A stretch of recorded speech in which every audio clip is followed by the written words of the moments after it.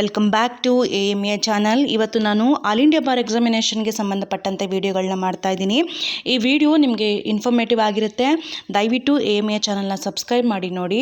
ಏನಿದು ಇಷ್ಟೊಂದು ಬುಕ್ಸ್ ಎಲ್ಲ ನೋಡ್ತಾ ಇದ್ದೀರಲ್ಲ, ಈ ಎಲ್ಲ ಬುಕ್ಸಿಂದನೇ ಫಸ್ಟ್ ಅಟೆಂಪ್ಟಲ್ಲೇ ನಾನು AIB ಎಕ್ಸಾಮ್ಸ್ನ ಕ್ಲಿಯರ್ ಮಾಡ್ಕೊಳಕ್ಕೆ ನಂಗೆ ತುಂಬ ಹೆಲ್ಪ್ ಮಾಡ್ತು. ಹಾಗಾಗಿ ನಾನು ಈ ಬುಕ್ಸ್ನ ನಿಮಗೆ ಪ್ರಿಫರ್ ಮಾಡ್ತಾ ಇದ್ದೀನಿ. ಈಗಾಗಲೇ ನಿಮ್ಗೆಲ್ಲರಿಗೂ ಗೊತ್ತಾಗಿರುತ್ತೆ, AIB ಎಕ್ಸಾಮ್ ಅಂತಂದರೆ ಅಥವಾ ಆಲ್ ಇಂಡಿಯಾ ಬಾರ್ ಎಕ್ಸಾಮ್ ಅಂತಂದರೆ ಅದೊಂದು ಓಪನ್ ಬುಕ್ ಎಕ್ಸಾಮ್ ಅಂತ ನಿಮ್ಗೆಲ್ಲರಿಗೂ ಗೊತ್ತಿರುತ್ತೆ.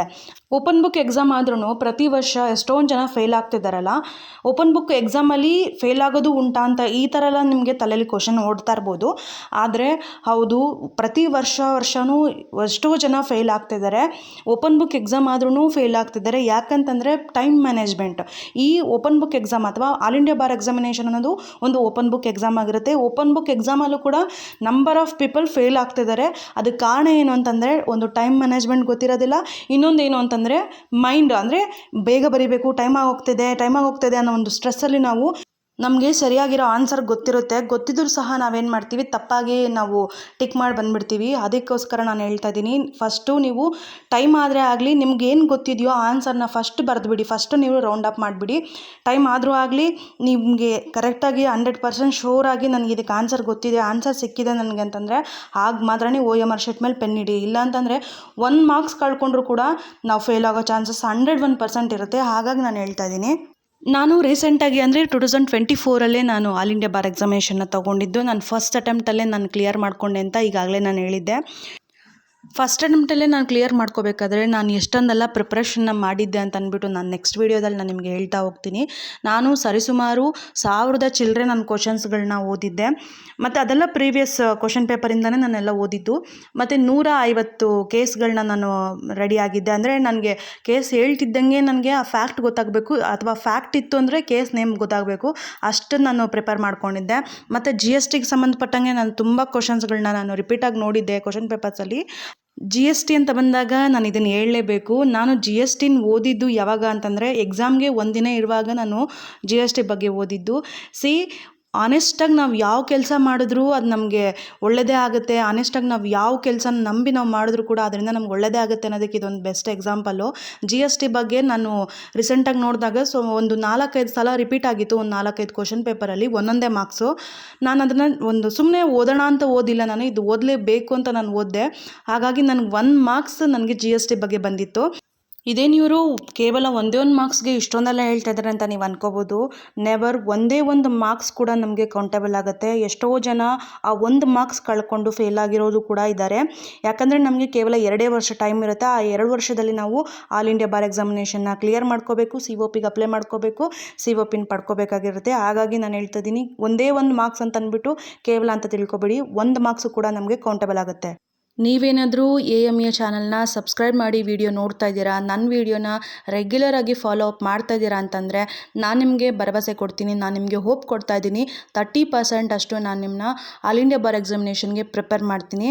ದಯವಿಟ್ಟು ವಿಡಿಯೋನ ಸ್ಕಿಪ್ ಮಾಡಬೇಡಿ. ಪ್ರತಿಯೊಂದು ಹಂತದಲ್ಲೂ ಯಾವ್ಯಾವ ರೀತಿಯಾದಂಥ ಚಾಲೆಂಜ್ಗಳನ್ನ ಸ್ಟೂಡೆಂಟ್ ಎದುರಿಸಬೇಕಾಗುತ್ತೆ. ಯಾಕಂದರೆ ಇದು ಸಿಂಪಲ್ ಎಕ್ಸಾಮ್ಸ್ ಅಲ್ಲ. ಎಷ್ಟೋ ಜನನ ಕನಸಿದು ಆಲ್ ಇಂಡಿಯಾ ಬಾರ್ ಎಕ್ಸಾಮಿನೇಷನ್ನ ನಾವು ಕ್ಲಿಯರ್ ಮಾಡಬೇಕು ಅನ್ನೋದು ಎಷ್ಟೋ ಜನರ ಕನಸಾಗಿರುತ್ತೆ.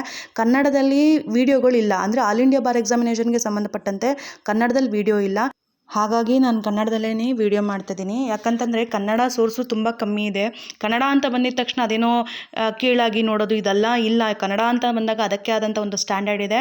ಕನ್ನಡ ಮೀಡಿಯಮ್ ಅಂತ ಬಂದಾಗ ಪ್ರತಿಯೊಂದು ಬೇರೆ ಭಾಷೆಗಳನ್ನ ನಾವು ತಿರ್ಚೋಕ್ಕಾಗೋದಿಲ್ಲ. ಕನ್ನಡ ಅಂತ ಬಂದಾಗ ನಾವು ಯಾಕೆ ಬರೆದ್ರೂ ಕೂಡ ಅದೊಂದು ಕ್ಲಿಕ್ ಆಗುತ್ತೆ. ಹಾಗಾಗಿ ಕನ್ನಡದಲ್ಲಿ ವಿಡಿಯೋ ಇಲ್ಲ. ಆಲ್ ಇಂಡಿಯಾ ಬಾರ್ ಎಕ್ಸಾಮಿನೇಷನ್ಗೆ ಸಂಬಂಧಪಟ್ಟಂಗೆ ಕನ್ನಡದಲ್ಲಿ ವಿಡಿಯೋ ಇಲ್ಲ, ಕ್ವಶನ್ ಪೇಪರ್ಸ್ ಇಲ್ಲ, ಯಾರು ಕೂಡ ಹೇಳ್ತಾ ಇಲ್ಲ.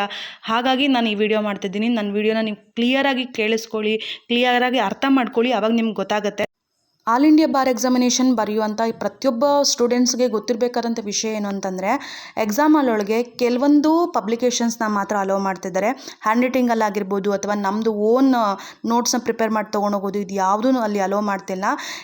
ನೀವೇನು ಆಲ್ ಇಂಡಿಯಾ ಬಾರ್ ಎಕ್ಸಾಮ್ಗೆ ಬುಕ್ನ ಪರ್ಚೇಸ್ ಮಾಡ್ತಿರಲ್ಲ, ಈ ಪಬ್ಲಿಕೇಶನ್ಸ್ಗಳ ಮೇಲೆ ನೀವು ಲೈನ್ ಹಾಕೋದಾಗಿರ್ಬೋದು, ಹೆಸರು ಬರೆಯೋದಾಗಿರ್ಬೋದು, ಇಲ್ಲ ಗುರುತು ಮಾಡೋದಾಗಿರ್ಬೋದು, ಇದನ್ನು ಯಾವುದೂ ನೀವು ಮಾಡೋಕ್ಕೆ ಹೋಗಬೇಡಿ. ಈವನ್ ಪೆನ್ನಲ್ಲ ಪೆನ್ಸಿಲಲ್ಲಿ ಸಹ ನೀವು ಗುರುತು ಮಾಡಬೇಡಿ. ಯಾಕಂದರೆ ಎಕ್ಸಾಮ್ ಹಾಲೊಳಗೆ ಹೋಗೋಕ್ಕೆ ಮುಂಚೆ ಇದನ್ನೆಲ್ಲ ಚೆಕ್ ಮಾಡಿ ಕಳಿಸ್ತಾರೆ. ನೋಡಿ, ಇಲ್ಲೂ ಕೂಡ ನೀವು ಹೆಸರನ್ನ ಬರೀಬಾರ್ದು, ಎಲ್ಲೂ ಕೂಡ ನೀವು ಹೆಸರನ್ನ ಮೆನ್ಷನ್ ಮಾಡಬೇಡಿ, ಎಲ್ಲೂ ಕೂಡ ನೀವು ಕಾಟ್ ಮಾಡಬೇಡಿ, ಎಲ್ಲೂ ಕೂಡ ಒಂದು ರೈಟ್ ಮಾರ್ಕ್ ಆಗಲೂ ಕೂಡ ನೀವೇನು ಮಾಡಬೇಡಿ. ಬುಕ್ನ ಫೋಲ್ಡು ಕೂಡ ಮಾಡಬೇಡಿ, ಯಾಕಂದರೆ ಫಸ್ಟ್ ಅದನ್ನು ಚೆಕ್ ಮಾಡಿಬಿಟ್ಟು ನಮ್ಮನ್ನು ಎಕ್ಸಾಮ್ ಹಾಲೊಳಗೆ ಬಿಡ್ತಾರೆ. ಯಾರಾದರೂ ನಿಮ್ಮ ಫ್ರೆಂಡ್ಸ್ ಆಗಿರ್ಬೋದು ಅಥವಾ ಮತ್ತಿನ್ಯಾರಾದ್ರೂ ಆಗಿರ್ಬೋದು, ಒಂದು ಬುಕ್ ಮೇಲೆ ಒಂದು ಟಿಕ್ ಮಾಡ್ಕೊಂಡು ಹೋಗೋದು ಅಥವಾ ಫೋಲ್ಡ್ ಮಾಡ್ಕೊಂಡು ಹೋದರೆ ಟೈಮ್ ಕೀಪಪ್ ಆಗುತ್ತೆ, ಬೇಗ ನಾವು ಎಕ್ಸಾಮ್ ಮುಗಿಸಿ ಈಚೆ ಬರ್ಬೋದು ಅಂತ ಅಂದ್ಬಿಟ್ಟು ಈ ಥರ ಸಿಲ್ಲಿ ಐಡಿಯಾಗಳು ಕೊಟ್ಟರು ಅಂತಂದರೆ ದಯವಿಟ್ಟು ಇದನ್ನೆಲ್ಲ ನೀವು ಯೂಸ್ ಮಾಡೋಕ್ಕೆ ಹೋಗಬೇಡಿ. ಯಾಕಂತಂದರೆ ಬಾರ್ ಕೌನ್ಸಿಲ್ ಎಕ್ಸಾಮ್ ಅಂತಂದರೆ ಇದು ಸಿಲ್ಲಿ ಅಂತ ನನಗಂತೂ ಅನಿಸೋದಿಲ್ಲ. ಪ್ರತಿಯೊಂದು ಚೆಕ್ ಮಾಡಿನೇ ಅವರು ಎಕ್ಸಾಮ್ ಒಳಗೆ ಬಿಡ್ತಾರೆ. ಅಕಸ್ಮಾತ್ ಒಂದು ಪಕ್ಷ ನಾವು ಸಿಗಾಕೊಂಡಿಲ್ಲ ಅಂತಂದರೆ ಇನ್ವಿಜಿಲೇಟರ್ ಅವರು ಕೂಡ ನಮ್ಮ ಮೇಲೆ ಒಂದು ಕಣ್ಣಿಟ್ಟಿರ್ತಾರೆ. ಈ ಎಕ್ಸಾಕ್ಟ್ ಮೂಮೆಂಟಲ್ಲಿ ನಾನು ನಿಮಗೆ ಒಂದು ವಿಷಯನ ಶೇರ್ ಮಾಡ್ತಾ ಇದ್ದೀನಿ. ಅದೇನಂತಂದರೆ, ನಾನು AIB ಎಕ್ಸಾಮ್ಸ್ ಬರೆಯೋಕ್ಕೆ ಹೋದಾಗ ಎಕ್ಸಾಮ್ ಹಾಲೊಳಗೆ ಇದೊಂದು ಘಟನೆ ಅಂತ ಕೂಡ ಹೇಳ್ಬೋದು, ಇದೊಂದು ನಡೀತು. ಅದೇನಂತಂದರೆ, ಅಲ್ಲಿ ಏನು ಈ ಬುಕ್ಗಳನ್ನ ಅವರು ಕರೆಕ್ಟಾಗಿ ಚೆಕ್ ಮಾಡಿದ್ರೋ ಇಲ್ವೋ ಗೊತ್ತಿಲ್ಲ. ಒಬ್ಬ ಲೇಡಿ ಏನು ಮಾಡಿದರು, ಈ ಪಬ್ಲಿಕೇಶನ್ಸ್ಗಳಿಗೆ ಪಿಂಕ್ ಕಲರ್ ಹೈಲೈಟ್ ಮಾಡಿಬಿಟ್ಟಿದ್ರು ಮತ್ತು ಪೆನ್ನಲ್ಲಿ ಅವ್ರ ಹೆಸರು ಬರೆದುಬಿಟ್ಟಿದ್ರು. ಇದನ್ನು ಇನ್ವಿಜಿಲೇಟರ್ ಅವ್ರು ನೋಡಿಬಿಟ್ರು. ನೋಡಿದ ಮೇಲಿಂದ ಏನಾಯಿತು ಅಂದರೆ ತೊಗೊಂಡೋಗಿ ಪ್ರಿನ್ಸಿಪಲ್ ಸರ್ ಕೈಲಿ ಕೊಟ್ಟರು. ಇದರಿಂದ ಅವ್ಳಿಗೆ ಅರ್ಧ ಗಂಟೆ ಲೇಟಾಗಿ ಎಕ್ಸಾಮ್ ಹಾಲೊಳಗೆ ಬಂತು. ಅವ್ಳಿಗೆ ಎಕ್ಸಾಮ್ ಹಾಲೊಳಗೆ ಇದ್ಮೇಲೆ ಇದನ್ನು ನೋಡಿದ್ಮೇಲೆ ತೊಗೊಂಡೋಗಿ ಪ್ರಿನ್ಸಿಪಲ್ ಕೊಟ್ಟಮೇಲೆ ಪ್ರಿನ್ಸಿಪಲ್ ಸರ್ ಅಲ್ಲಿ ಏನಾಯಿತು ಏನೋ ಗೊತ್ತಿಲ್ಲ, ಅರ್ಧ ಗಂಟೆ ಲೇಟಾಗಿ ಅವ್ಳಿಗೆ ಬಂತು. ನಮಗೆ ಸಿಗೋದೇ 3 ಅವರ್ ಟೈಮು. 3 ಅವರಲ್ಲಿ ಅರ್ಧ ಗಂಟೆ ಲೇಟ್ ಅಂದರೆ ಅದೊಂದು ಸಣ್ಣ ವಿಷಯ ಅಂತ ನನಗಂತೂ ಅನಿಸೋದಿಲ್ಲ. ಯಾಕಂದರೆ OMR ಶೀಟ್ ಫಿಲ್ ಮಾಡೋದೇ ಒಂದು ಟೆನ್ಷನ್ ಆಗಿರುತ್ತೆ. ನಾನು ಸಪ್ರೇಟಾಗಿ OMR ಶೀಟ್ನ ಹೆಂಗೆ ಫಿಲ್ ಮಾಡಬೇಕು ಅಂತ ಅಂದ್ಬಿಟ್ಟು ನಾನು ಬಿಡಿಸಿ ನಿಮ್ಗೆ ಹೇಳ್ತೀನಿ, ಬಿಡಿಯಾಗಿ ಹೇಳ್ತಾ ಹೋಗ್ತೀನಿ. ದಯವಿಟ್ಟು ಕನ್ಫ್ಯೂಸ್ ಮಾಡ್ಕೋಬೇಡಿ. ಏನು ಗೊತ್ತಾ, ಆನ್ಸರ್ ಎಲ್ಲ ಕರೆಕ್ಟಾಗಿ ಬರೆದಿರ್ತೀರ, ಒಳ್ಳೆ ಮಾರ್ಕ್ಸ್ ಸ್ಕೋರ್ ಆಗಿರುತ್ತೆ. ಆದರೆ ನೀವು OMR ಶೀಟು ಕರೆಕ್ಟಾಗಿ ಫಿಲ್ ಮಾಡಿಲ್ಲ ಅಂತಂದರೆ ಅದು ಯಾವುದು ಕೂಡ ಕರೆಕ್ಷನೇ ಆಗೋದಿಲ್ಲ, ಅದು ಯಾವುದನ್ನು ಕೂಡ ಅವರು ಮುಟ್ಟೋದೇ ಇಲ್ಲ. ಹಾಗಾಗಿ ನಾನು ಸಪ್ರೇಟ್ ವಿಡಿಯೋ ಮಾಡ್ತೀನಿ ಅಂತ ಹೇಳ್ತಾ ಇದ್ದೀನಿ.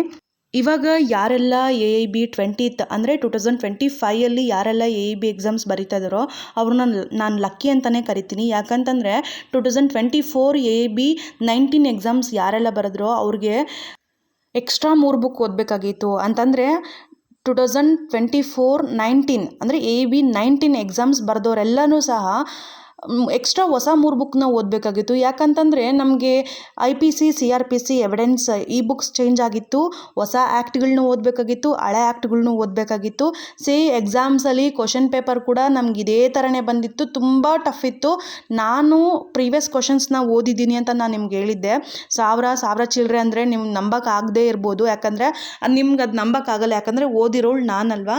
ಅದಕ್ಕಾಗಿ ನಾನು ಹೇಳ್ತಾ ಇದ್ದೀನಿ, ನಾನು ಅಷ್ಟು ಕ್ವಶನ್ಸ್ ಓದಿದ್ರು ನನಗೆ ಈ ಪೇಪರ್ ಟಫ್ ಅಂತ ಯಾಕೆ ಅನ್ನಿಸ್ತು ಅಂದರೆ ಸಿಂಗಲ್ ಕ್ವಶನ್ ಕೂಡ ರಿಪೀಟ್ ಆಗಿರಲಿಲ್ಲ. ಹಾಗಾಗಿ ನನಗೆ ತುಂಬ ಟಫ್ ಕ್ವಶನ್ ಪೇಪರ್ ಯಾವುದು ಅಂತಂದರೆ AIB 19 ತುಂಬ ಟಫ್ ಕ್ವಶನ್ ಪೇಪರು ಅಂತ ಅಂದ್ಬಿಟ್ಟು ನಾನು ಕನ್ಸಿಡರ್ ಮಾಡ್ತೀನಿ. ನಾವು ಆಲ್ ಇಂಡಿಯಾ ಬಾರ್ ಎಕ್ಸಾಮ್ಗೆ ಎಸ್ಪೆಷಲಿ ನಾವು ಈ ಟಫೆಸ್ಟ್ ಎಕ್ಸಾಮ್ಗೆ ಯಾವ ರೀತಿ ಪ್ರಿಪೇರ್ ಆಗಬೇಕು ಅಂತಂದರೆ, ನಮಗೆ ಕ್ವಶನ್ ನೋಡಿದ ತಕ್ಷಣ ಅದು ಎಲ್ಲಿದೆ ಪೇಜ್ ನಂಬರ್ ಸಮೇತ ನಮಗೆ ಗೊತ್ತಾಗಬೇಕು. ಇದು ಯಾವ ಆ್ಯಕ್ಟು ಯಾವ ಬುಕ್ಕಲ್ಲಿದೆ, ಇದು ಯಾವ ಆ್ಯಕ್ಟ್ ಬೇಸ್ ಮೇಲೆ ತೆಗೆದಿದ್ದಾರೆ. ಒಂದು ಕ್ವಶನ್ ನೋಡ್ತಿದ್ರೆ ಇದೇ ಕೇಸ್ ಲಾನ ಇದು ಕೇಳ್ತಿದೆ ಅಂತ ಅಂದ್ಬಿಟ್ಟು ನಮ್ಗೆ ಗೊತ್ತಾಗಬೇಕು. ಅಷ್ಟು ಥರವಾಗಿ ನಾವು ರೆಡಿ ಆಗಬೇಕು. ಆಗ ರೆಡಿ ಆದರೆ ಮಾತ್ರ ನಾವು ಆಲ್ ಇಂಡಿಯಾ ಬಾರ್ ಎಕ್ಸಾಮಿನೇಷನ್ನ ಪಾಸಾಗಿ ನಾವು ಈಚೆ ಬರೋಕ್ಕಾಗತ್ತೆ. ನೆಕ್ಸ್ಟ್ ಯಾರೆಲ್ಲ AIB ಎಕ್ಸಾಮ್ಸ್ ತೊಗೊತಾರೋ ಅವ್ರನ್ನ ನಾನು ಲಕ್ಕಿ ಅಂತಲೇ ಹೇಳ್ತೀನಿ. ಯಾಕಂತಂದರೆ ಅವ್ರಿಗೆ 3 ಬುಕ್ಕು ಕಮ್ಮಿ ಆಗುತ್ತೆ, ಅಂದರೆ 3 ಬುಕ್ಕು ಮೈನಸ್ ಆಗುತ್ತೆ. ಹಾಗಾಗಿ ನಾನು ಅವ್ರನ್ನ ಲಕ್ಕಿ ಅಂತ ಕರಿತೀನಿ. 3 ಬುಕ್ ಮೈನಸ್ ಆಗ್ತಿದೆ ಅಂತಂದರೆ ಎಕ್ಸಾಮಲ್ಲಿ ನಮಗೆ ಎಷ್ಟು ಟೈಮ್ ಸಿಗುತ್ತೆ ಅಂತ ನೀವೇ ಹೇಳಿ. ಇನ್ನು ಈ ಬುಕ್ಗಳೆಲ್ಲ ನೋಡ್ತಾ ಇದ್ದೀರಲ್ಲ, ಇದೆಲ್ಲ ಬೇರೆ ಆ್ಯಕ್ಟ್ಗಳಾಗಿರುತ್ತೆ. ನಾವು AIB ಎಕ್ಸಾಮ್ಸ್ಗೆ ಹೋದಾಗ ಬರೀ ಬೇರೆ ಆ್ಯಕ್ಟ್ ಮಾತ್ರನೇ ಅವರು ಅಲೋ ಮಾಡ್ತಾರೆ.